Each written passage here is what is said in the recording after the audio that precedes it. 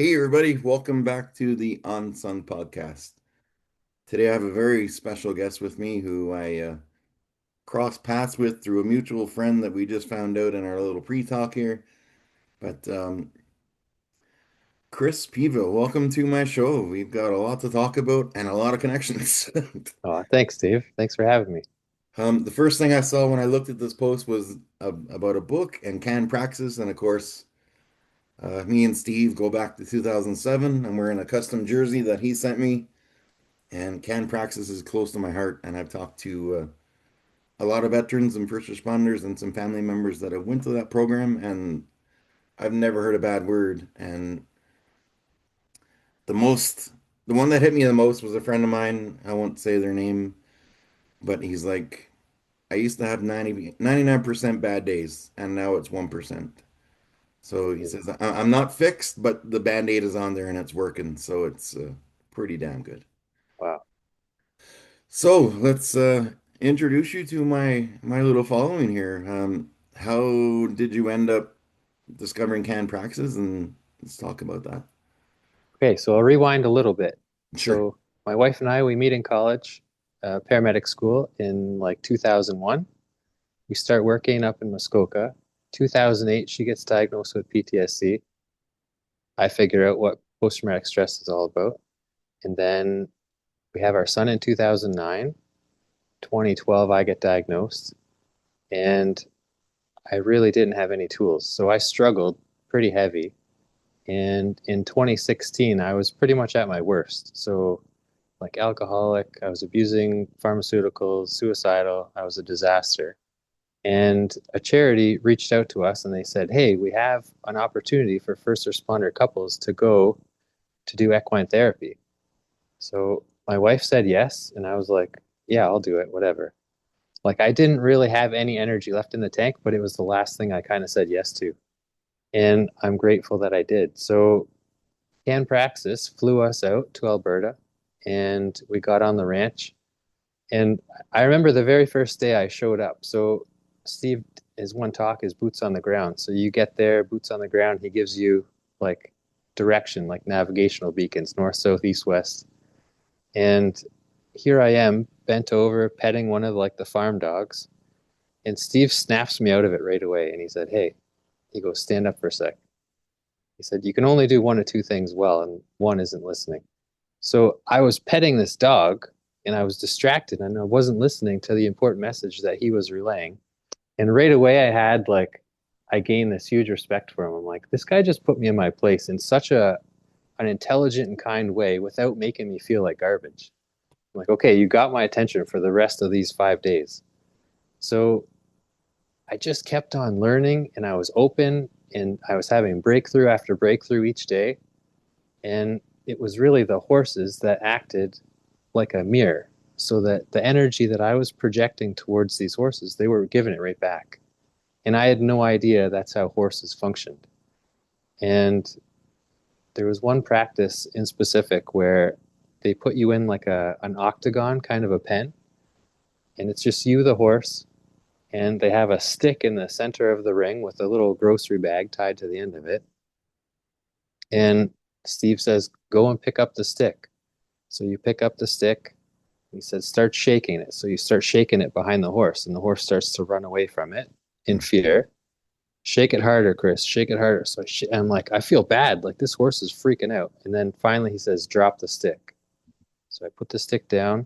The horse comes within like half a loop around the pen, puts his shoulder or a head right over my shoulder, just cuddles right into me. And I'm like, so this message is for when we are like butting heads with our spouse, when I'm the one waving the stick Hmm. and my wife's like reacting, she learned she can say, drop the stick to me. I drop the stick. We revisit the conversation an hour later, a day later, whatever it takes for us to kind of settle down so we can have a good line of communication. And it changed our marriage. Like we were Wow. ready for divorce. And it was like after that program, like I got my shit together. I got sober. We started going to like therapy together, communicating. Our son gathered these tools as well. Now he uses them and it just kind of radiated outward. So it was like it was the TSN turning point for our family, like without a doubt. That's amazing, man. The one thing I love the most about Steve is that he's so blunt. Like Hmm. when someone sends you a message and say, "How are you doing?" or you see someone and you say, "Oh, I'm fine." He can see right through that for some reason. I don't know why. Because he always, every time he messages me or we check in with each other, he's like, "No, how are you really fucking doing?" Yeah. And Well, I'm he like, wants to "Wow, know because he cares. yeah." And Hmm. it's like there's so many, I won't get into it, but there's so many charities with big boards or like these guys making so much money and they're sitting on so much money with interest. But what I love the most about Can Praxis is that everything goes like right into the cost, like the Yeah. horses flying. And for anyone that doesn't know about them, they fly veterans, first responders, and their families, all costs covered in from all across Canada. And I really love that they include spouses. I know you said your wife was a paramedic also, but even just Hmm. like civilian spouses that can, because I mean, I had PTSD for almost 25 years and I was with someone that just always said, just get over it. Like Yeah. people don't get it, but when you're with someone that gets it, it's a whole different world. Oh yeah, it's a game changer for sure. And horses, oh man, I've got a ranch right behind my house and there's always horses outside. And people might think I'm crazy, but there's days if I'm having a shit day, I'll go over there and just I'll talk to them.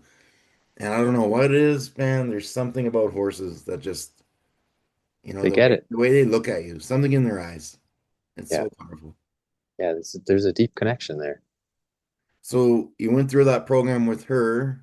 How long did like I know they have different phases where you can go and do different. Have you been back for a second or third one, or is it? Yeah. So I made it to phase two, and that was amazing as well. So I got sent out, all expenses paid, back out to the ranch, and it was just myself and four other first responders, and we all had our individual cabins. Meals are all inclusive, and I got to learn how to ride a horse, like tack a horse and ride a horse. Well, And it was like it was one thing. Like I grew up riding dirt bikes my whole life, and I was like, I will never trust a horse. I'm like, I've heard all the horror stories. This horse threw you off, and it was all this negative energy that I was putting into just the thought of riding a horse that was basically mirrored back at me. So anytime I would meet a horse, it would be a bad interaction.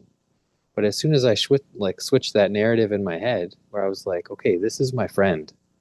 The energy I bring to this horse will be reflected back to me. And it was such a beautiful experience. Like I got to ride, his name was Pal, and he was like I don't even know the actual lingo, like the cowboy lingo, but Pal was like the rancher's horse specifically designed for like wrangling cattle. So like a real sturdy horse, like a workhorse. And here's little Chris, like, okay, I gotta ride a horse. And he was like so incredible for me. Like I picture, the movie Avatar when they go up on the mountain and you have to pick whatever dragon you're gonna yeah. fly. And that was how I walked into that horse pen. I was like, okay, I gotta find the right horse for me. And I gotta like make friends with him right away, but I can't be too soft and I can't be too strong. And it was like it was such a cool bond.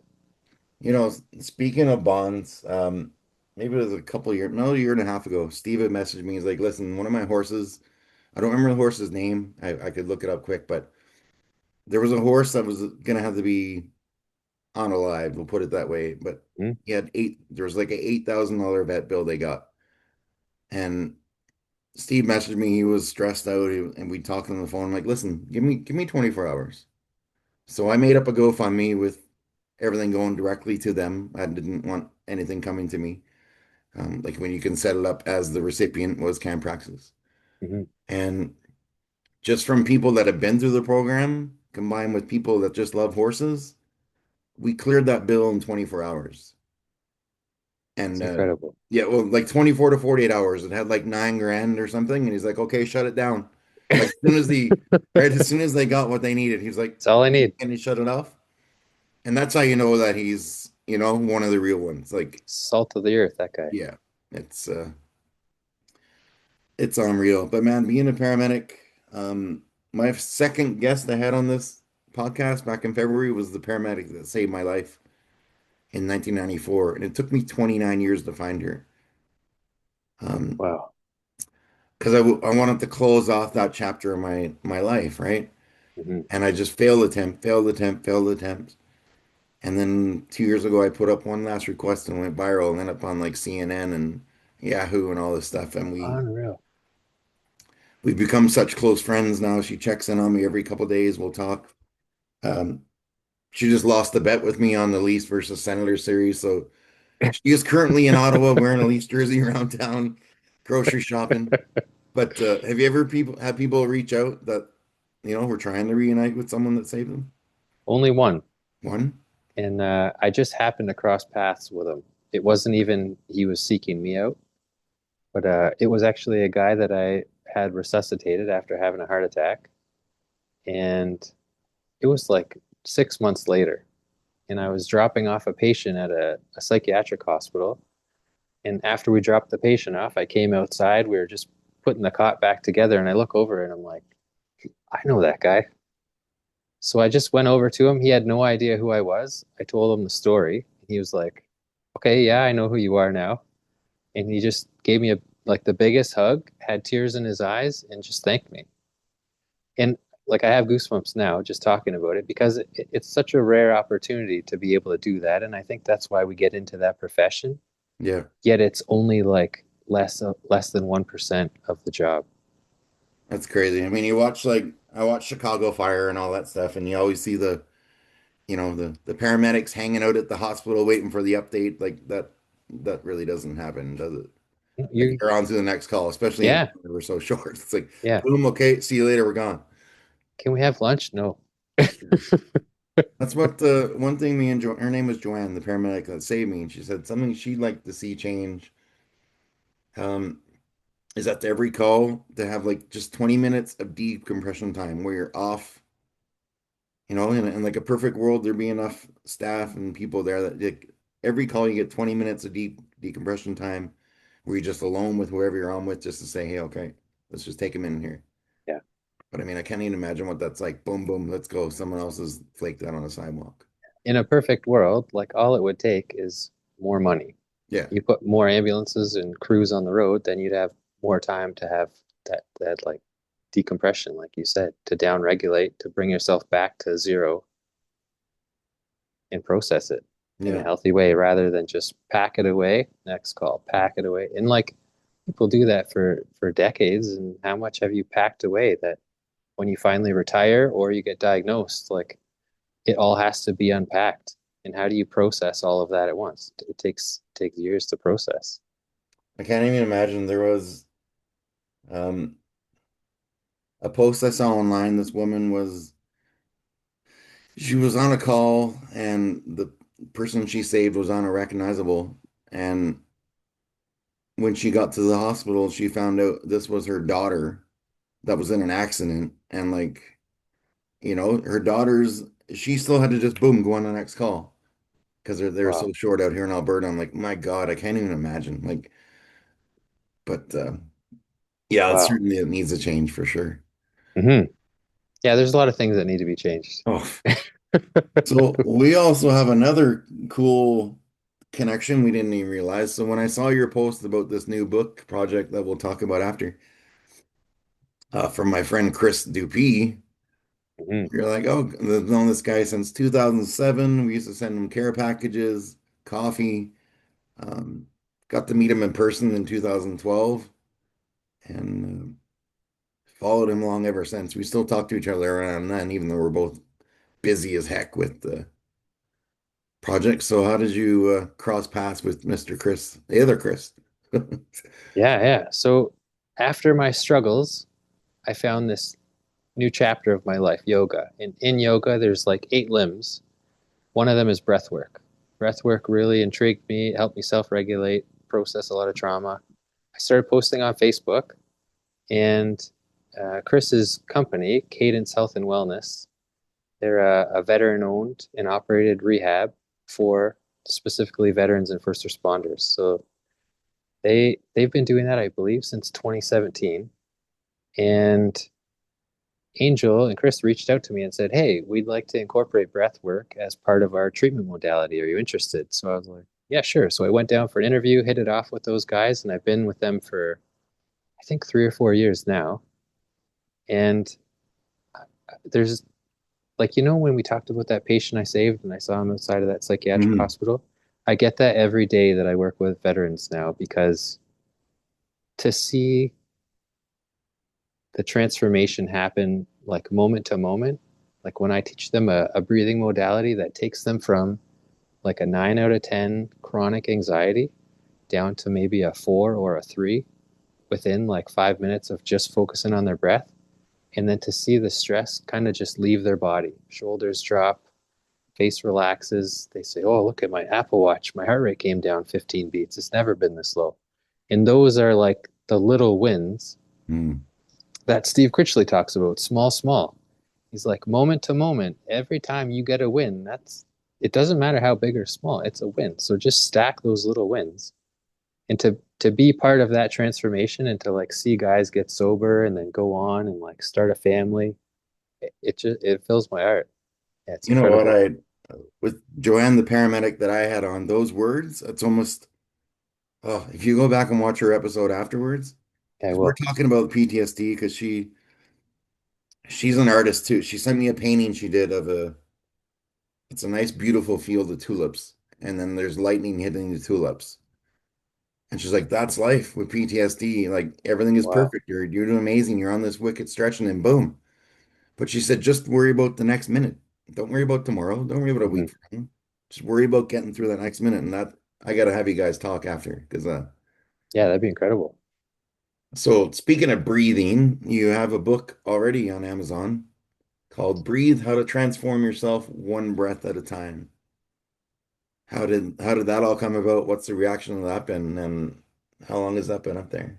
So I started chipping away those Facebook posts. Every time I'd learn something, so from 2019, I started kind of like learning things and I just journaled them and then I posted them on Facebook.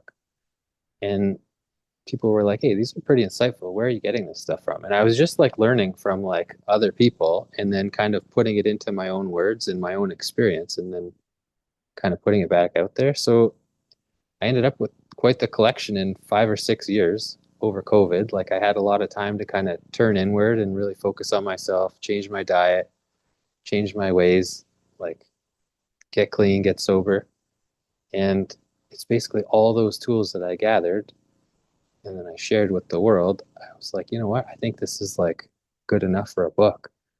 So I edited it like 4 or 5 times. Like I massaged the crap out of that thing Yeah. because I wanted it to be good. I didn't want to put out just some half-assed piece of garbage that people would be like, well, that was a waste of time. I want it to actually be super meaningful and deep and transformational. And I think I hit the nail on the head. So I've had a lot of like really positive feedback from friends, family, and like total strangers.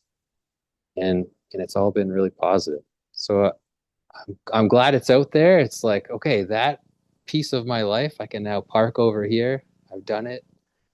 And yeah, I'm grateful to share it with the world. And then it led me to this next one. Yeah, that one's I've got so many people that I'm gonna be sending that to. But just speaking on the second here about books, like I put out a couple of children's books, and one I put out just over a year and a half ago. People always, when they talk about it, I was like, "Oh, how many have you sold?" I'm like, "I don't care." Doesn't I'm matter. like, "How many people have I impacted?"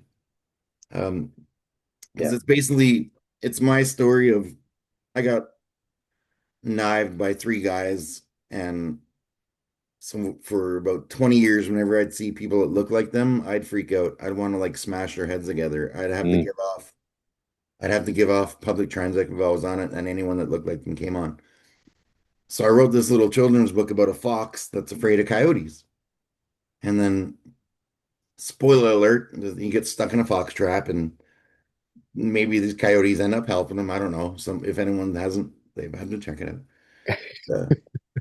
You never know what can happen from these little books. I mean, this woman, I live in a town of 3,800 people, and this lady that had been through PTSD for 20 something years, mhm. um, she lost 200 pounds, same kind of journey I've been on. She doesn't even have kids, but she bought this children's book just for to see what it was all about. And she left a review on it 6 months ago today. on Amazon. So I just read this really nice review. I'm like, oh, this is nice. I'm gonna reach out and say hi, see where they're from. This woman lives 1 kilometer away from me. Wow. So we go for a coffee. She meets my daughter, who I'm very protective of, but I had a feeling just for a coffee. Yeah. And we've been together 6 months, and she's changed my whole world.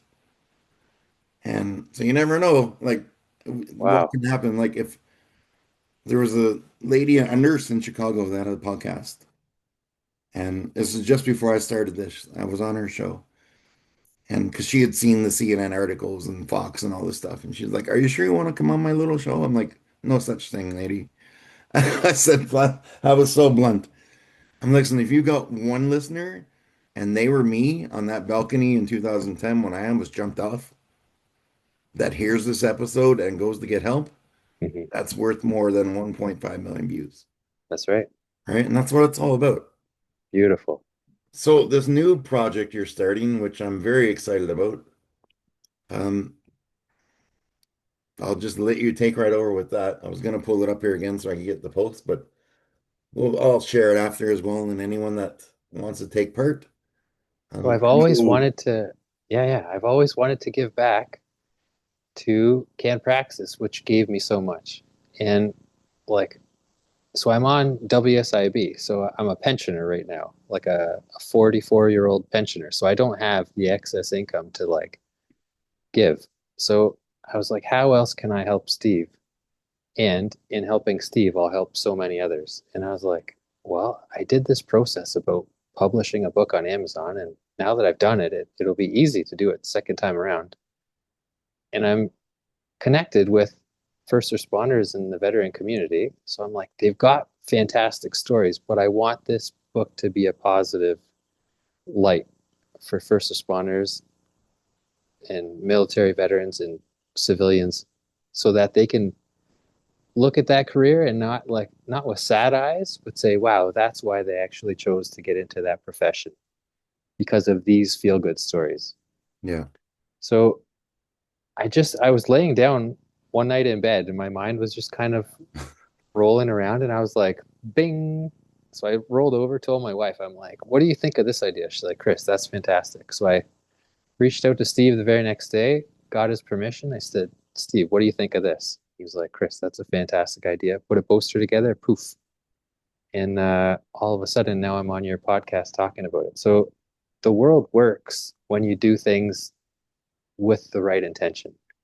And from the sale of this book, like 100% of those proceeds are going directly to Can Praxis, Now, just like you did with all your donations that you've raised. so here's an idea I have with, so when this is on Amazon, um, I don't, you can log into Amazon and order author copies for like $5.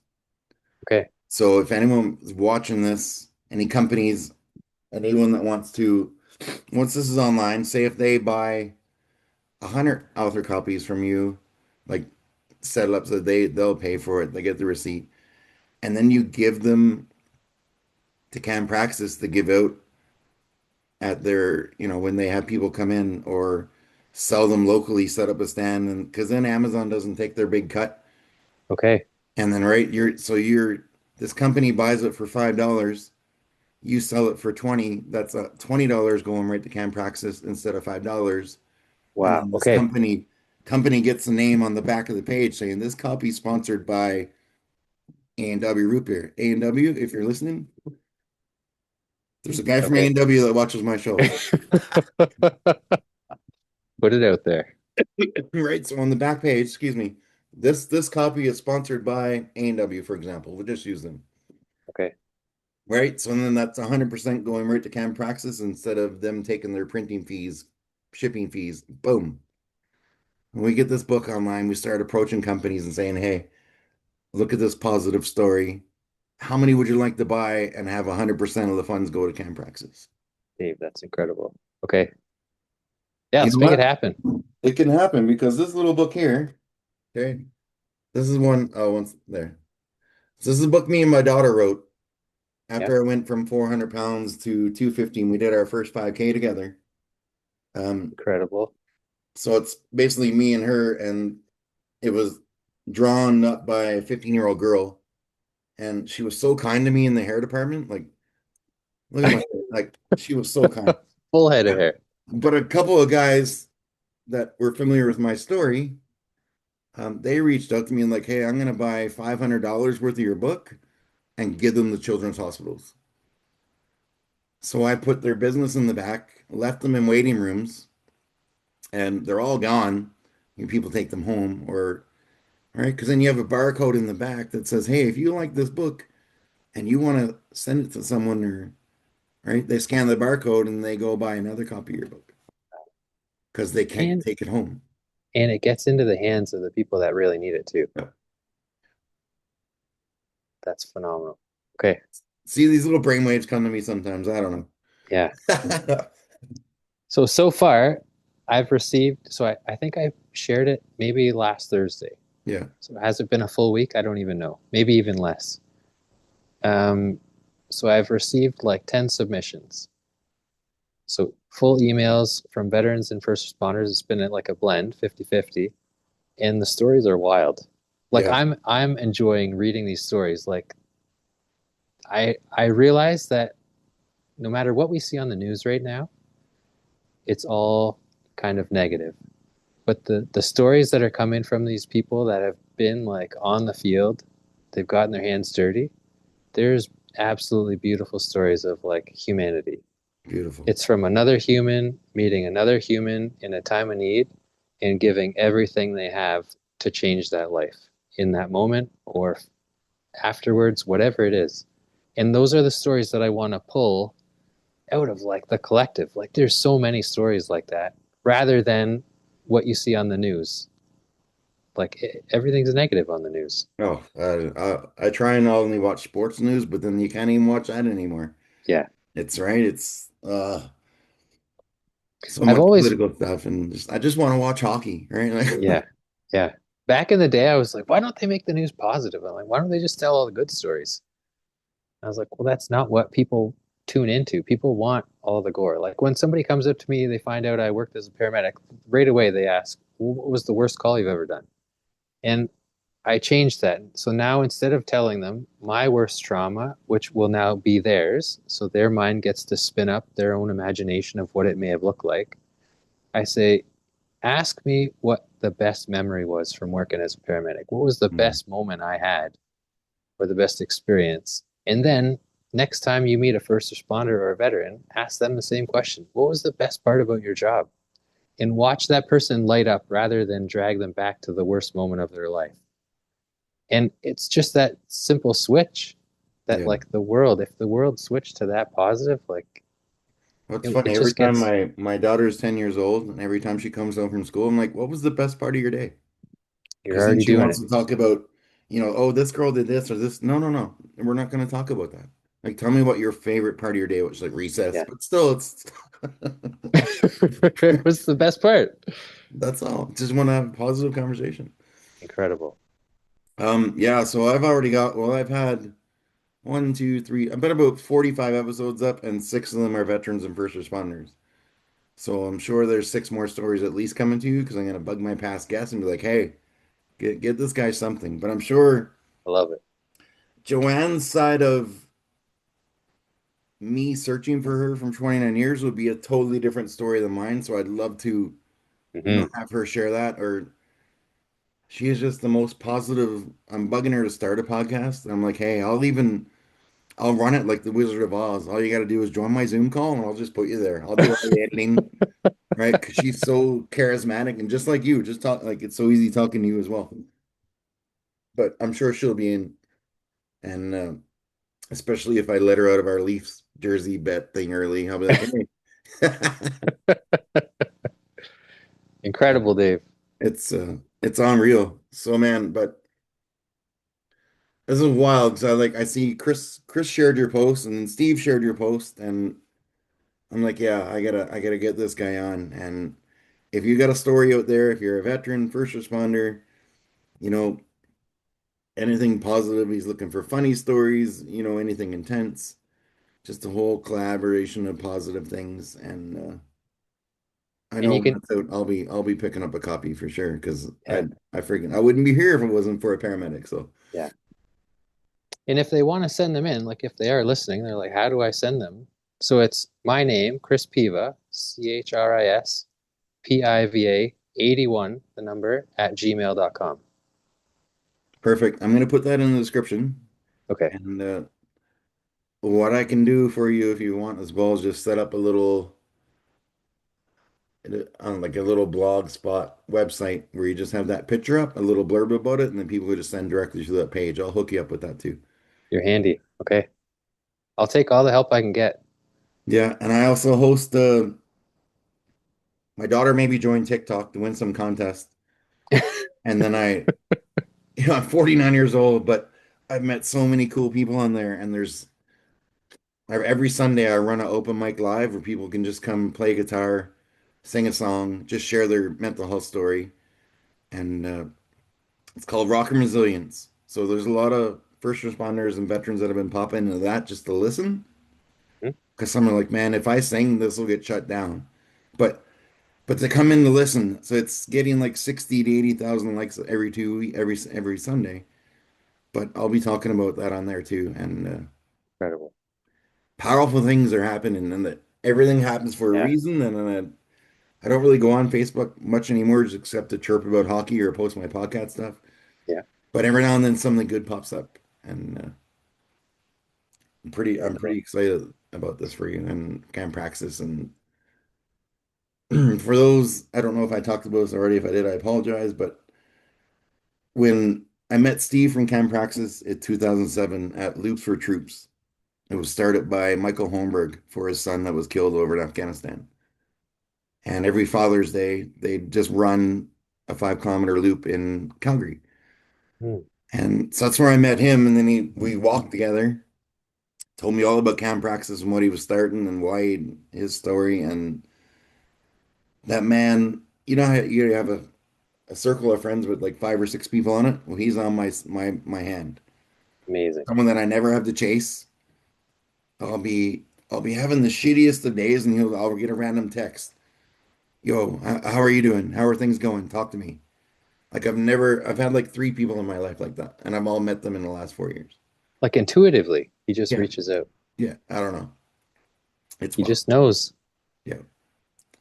So yeah, we'll get you set up for that. For now, I'll put your Gmail in the description, Okay. and I'll start feeding around. I was mentioned with the Thin Line Rock Radio, they gave me a free commercial for my children's book. I'm pretty close with the owners of that, so that's a Okay. Yep. 50,000 plus network on Facebook and Okay. 30,000 listeners a month. So you could be getting flooded from our Might friends have enough across the for a border. couple books. Volume one, volume two. Yeah.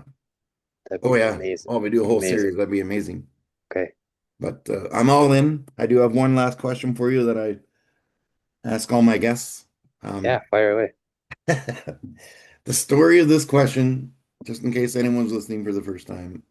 Um, I got to go to a hockey game with Brett the Hitman Hart. He was on my bucket list from my incident. It was the last thing I wanted to meet Bret Hart. He was my childhood hero, and I lived in Calgary. So I put out a thing on Twitter, and the radio station picked it up. And so I got to go to a Calgary Hitman game with Bret the Hitman Hart. As I got to spend 3 hours with him, coolest guy in the world. Just I never even watched the game. I was so shocked. It's like my childhood heroes right Oh yeah. now. So I said, Brett, I don't know where it came from. I wasn't drunk. I haven't drank in almost 1,000 days. But I said, Brett, I bet you I can ask you one question you've never been asked in your 10,000 plus interviews. He's like, you're on. I'll buy you a hot dog or a pop or something.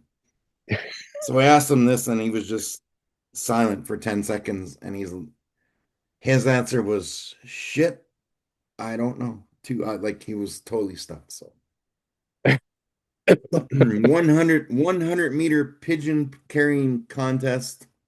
They're live pigeons. How many pigeons do you think you could carry 100 meters and have in your arms at the end of the race?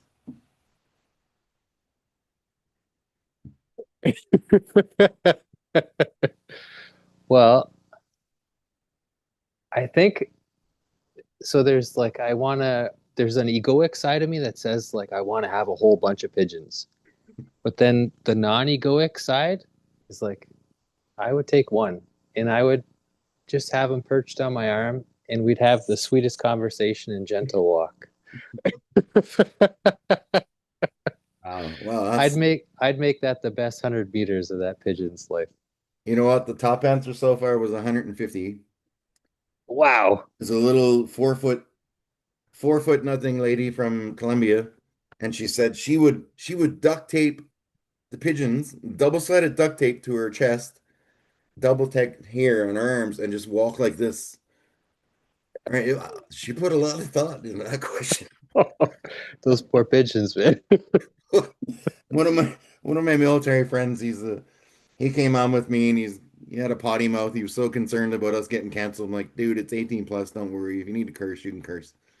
He's uh he's currently walking across Canada for the second time for PTSD awareness. He went west to east. Now he's going east to west. And he said, dude, you talk about like people unaliving themselves and drug recovery and all this other stuff. But you know what's gonna get you canceled is PETA with that fucking pigeon question.